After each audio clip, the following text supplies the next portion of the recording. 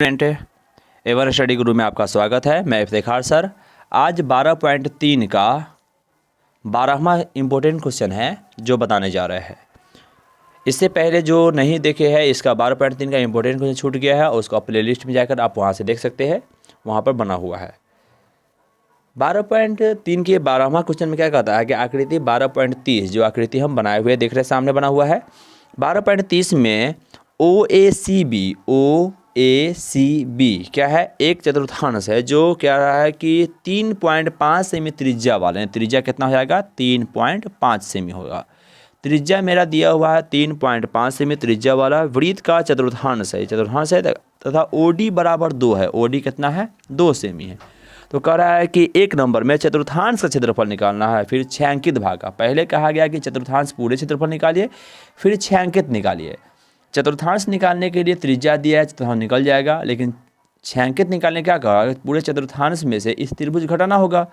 यहाँ पर चतुर्थांश जैसे ही चतुर्थांश में प्रत्येक कोण कितना होता है, 90 डिग्री। चतुर्थांश का कोण 90 डिग्री होता है और जैसे ही 90 बनेगा ना तो ये त्रिभुज कौन त्रिभुज आएगा, समकोण त्रिभुज आएगा, जिसमें आधार और लंब मालूम है, त्रिभुज क्षेत्रफल निकाल सकते हैं।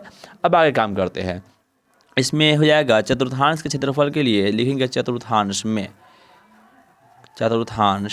में एक नंबर के 12 के 1 के हिसाब से चतुर्थांश में त्रिज्या इसमें दिया हुआ है 3.5 सेमी। लिखेंगे चतुर्थांश का क्षेत्रफल, चतुर्थांश का क्षेत्रफल। चतुर्थांश क्षेत्रफल फॉर्मूला होता है 1/4 पाई r स्क्वायर, यानी 1/4 पाई का मान रखेंगे 22/7। त्रिज्या हो जाएगा 3.5 गुने हो जाएगा 3.5। पॉइंट रहेंगे बट्टा में 10, पॉइंट रहेंगे बट्टा में 10। ये पहले इसी काट लेते हैं।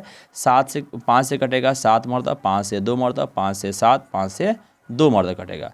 7 7 कट जाएगा, 2 से कटेगा ये 11 मरता। ऊपर कितना होगा, 11 गुने 7 करेंगे तो हो जाएगा 77, और नीचे 4 गुने 2 किया तो 4 दूनी हो जाएगा 8 सेंटीमीटर स्क्वायर हो जाएगा, जो क्या हुआ इसका आंसर हुआ। यानी 12 का पहला का आंसर हुआ 77/8 सेंटीमीटर स्क्वायर हो गया, जो क्या हुआ चतुर्थांश का क्षेत्रफल निकला है। दूसरा नंबर के मुताबिक कह रहा है कि छायांकित निकालने के लिए, छायांकित के लिए क्या करना होगा, त्रिभुज घटाना होगा। तो लिखेंगे त्रिभुज कौन है, OBD है। OBD में क्या है, एक समकोण त्रिभुज है। कौन त्रिभुज है, समकोण त्रिभुज। तो कोष्ठ में लिख देते हैं समकोण त्रिभुज। और समकोण त्रिभुज में क्या देख रहा है कि नीचे आधार दिया है, लंब दिया है, यानी लंब जो हो जाएगा वो कितना है, OD है, यानी कि 2 सेमी है। और नीचे जो आधार हमें दिया है वो आधार कितना दिया हुआ है, यानी कि OB है। आधार क्या है, OB है, जो कि कितना है 3.5 सेमी है। क्या करेंगे, लिखेंगे त्रिभुज OBD का क्षेत्रफल। त्रिभुज OBD का क्षेत्रफल फॉर्मूला हो जाएगा 1/2 गुने लंब गुने आधार, या आधार गुने लंब भी लिख दीजिए, उससे कोई दिक्कत नहीं है। आधार गुने लंब हो जाएगा।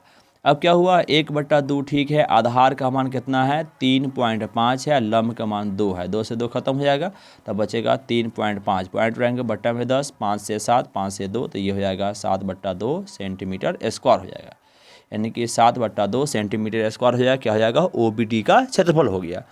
त्रिभुज OBD का क्षेत्रफल मेरा हो गया 7/2। अब क्या करेंगे, हमें तो निकालना छायांकित भाग का क्षेत्रफल। तो लिख देंगे छायांकित भाग का क्षेत्रफल बराबर छायांकित भाग का क्षेत्रफल। छायांकित भाग का जो क्षेत्रफल होगा कैसे होगा, तो पूरे चतुर्थांश में से क्या करेंगे, त्रिभुज को घटा देंगे। तो लिखेंगे चतुर्थांश का क्षेत्रफल, चतुर्थांश का क्षेत्रफल माइनस त्रिभुज OBD का क्षेत्रफल।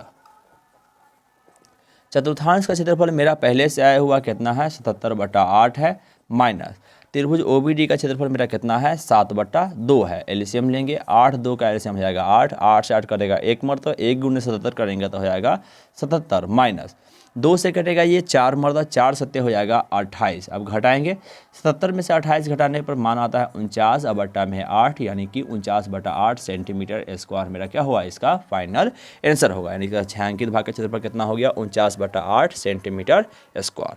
क्लियर है। चलिए 13 नंबर सवाल में। 13 नंबर सवाल में कह रहा है कि आकृति 12.3 यानी 31 में जो हम आकृति बनाया है चित्र में, इसी आकृति के बारे में कह रहा है। एक चतुर्थांश OPBQ है, पी बी क्यू है, चतुर्थांश है। कह रहा है कि उसके अंतर्गत एक वर्ग ओ ए बी सी बनाया गया है। ओ ए बी सी एक वर्ग बनाया गया है जो क्या है, खाली भाग नजर आ रहा है, बना हुआ है। यदि ओ ए बराबर 20 है, ओ ए का मान मेरा कितना दिया हो, यहाँ से यहाँ तक कितना दिया हुआ है, 20 सेमी दिया हो। क्या हुआ, 20 सेमी है। तो कह रहा है छायांकित भाग का क्षेत्रफल ज्ञात करें, पाई का मान 3.14 रखना है। अब देखिए छायांकित भाग कैसे निकलेगा, तो पूरे चतुर्थांश में से वर्ग को घटा देंगे तो मेरा क्या हुआ, छायांकित भाग निकल सकता है। लेकिन पूरे निकालने के लिए वर्ग के भुजा दिए हुआ है तो वर्ग के क्षेत्रफल निकाल सकते हैं, लेकिन पूरे पहले चतुर्थांश निकालना है। चतुर्थांश के लिए त्रिज्या चाहिए जो कहाँ से होगा, ओ से क्यू होगा, ओ से पी होगा, लेकिन त्रिज्या तो है नहीं। लेकिन ओ से बी भी त्रिज्या हो सकता है। कैसे, क्योंकि ओ बी जो है केंद्र से लेते हुए बी एक क्या है, एक बाहरी छोर में मिला हुआ है, तो कहते हैं केंद्र से लेकर बाहरी छोर तक जाएगा वो मेरा त्रिज्या होता है। और ओ बी जो है एक वर्ग का विकर्ण के बराबर है। तो क्या हुआ, वर्ग के अगर विकर्ण ओ बी निकालेंगे ना, जो चतुर्थांश का क्या हो जाएगा, त्रिज्या हो जाएगा। तो पहले लिखेंगे वर्ग, और वर्ग क्या है, ओ ए बी सी में, ओ ए बी सी में ओ ए का मान 20 सेमी दिया हुआ है, मतलब भुजा कितना दिया हुआ है, 20 सेमी दिया हुआ है। भुजा 20 सेमी दिया हुआ तो वर्ग का क्षेत्रफल निकाल लेते पहले ही, तो वर्ग का क्षेत्रफल हो जाएगा, क्या हो जाएगा, भुजा स्क्वायर हो जाएगा। वर्ग का क्षेत्रफल भुजा स्क्वायर हो जाएगा, तो वर्ग में भुजा का मान 20 है तो रखेंगे 20 का स्क्वायर हो जाएगा मेरा 400 सेंटीमीटर स्क्वायर होगा। वर्ग का क्षेत्रफल कितना हो गया, 400 सेंटीमीटर स्क्वायर हो गया। अब वर्ग का क्षेत्रफल निकल चुका है। अब क्या करेंगे, लिखेंगे चतुर्थांश में, यानी वृत्ताकार भाग, या लिख देंगे चतुर्थांश में। चतुर्थांश में क्या होगा कि त्रिज्या जो हो जाएगा किसके बराबर होएगा, उसके विकर्ण के बराबर होगा, यानी वर्ग का विकर्ण होगा। क्या हो जाएगा, वर्ग का विकर्ण। और वर्ग का विकर्ण का फॉर्मूला होता है √2 गुणे भुजा होता है। √2 गुणे भुजा का मतलब √2 और भुजा 20 है तो कितना हो जाएगा, 20 √2 सेंटीमीटर हो जाएगा। क्या हो जाएगा, त्रिज्या हो जाएगा।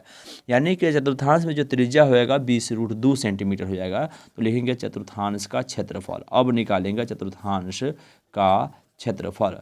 चतुर्थांश का क्षेत्रफल का फॉर्मूला होता है 1/4 गुने पाई आर स्क्वायर। 1/4 ठीक है, पाई का मान 22/7, नहीं पाई का मान इसमें बोला गया 3.14, तो रहेंगे 3.14 गुने त्रिज्या मेरा कितना निकला है, 20 √2 और गुने हो जाएगा 20 √2।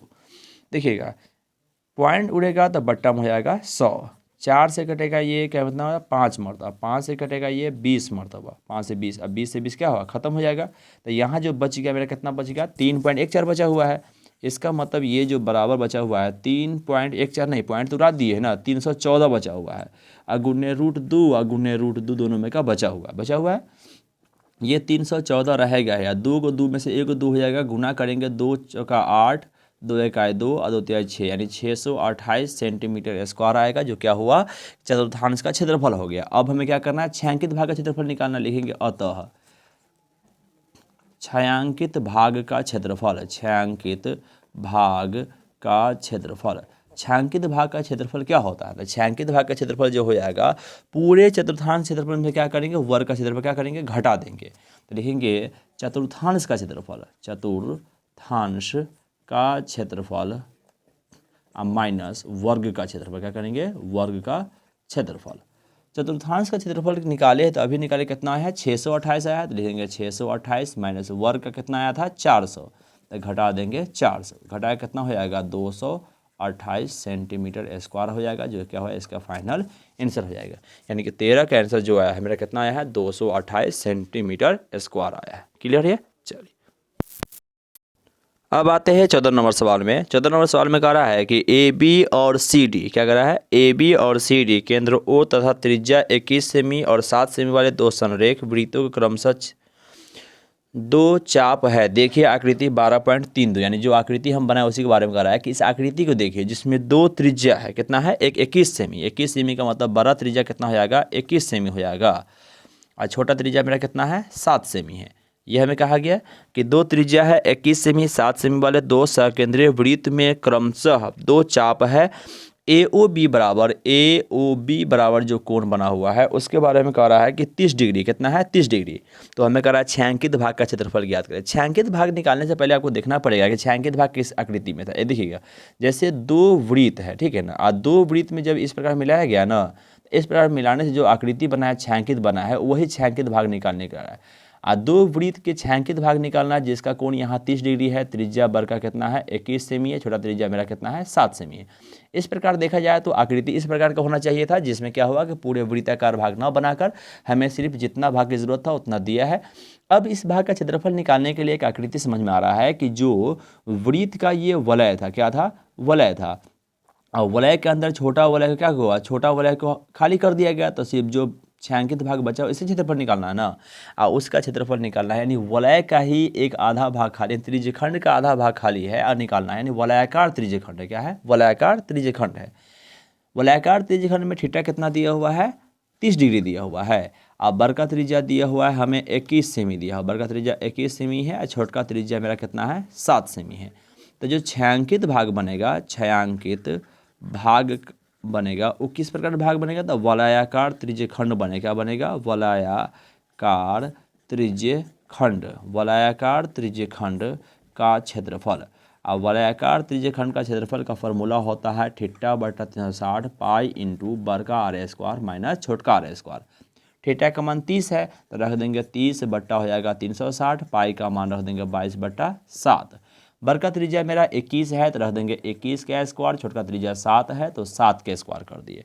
ये कटेगा 30 से कटेगा ये 12 मरतबा, और यहाँ 2 से कटेगा 6, 2 से कटेगा ये 11, तो ऊपर कितना हुआ 11, नीचे हो जाएगा 6 7 हो जाएगा 42।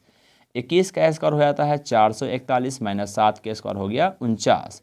11/42 गुने ये घटाने के बाद कितना आता है, तो 11 में से 9 गया तो हो जाएगा 2, यहाँ बचेगा 3, 13 में से 4 गया तो हो जाएगा आपको 9, यहाँ बचेगा 3, तो जो है 392 हो जाएगा। गुना क्या करेंगे, इसे भाग करेंगे। 3 से ये कटने वाला लगभग है, नहीं 3 से नहीं कटेगा दोनों, 7 से कटेगा 7 6 42, 7 से ये कटेगा लगभग 7 बचे 35, बचेगा 4 42, 7 6 42, 2 से कटेगा 3, 2 से कटेगा ये 28 मरतबा, ये नहीं कटेगा।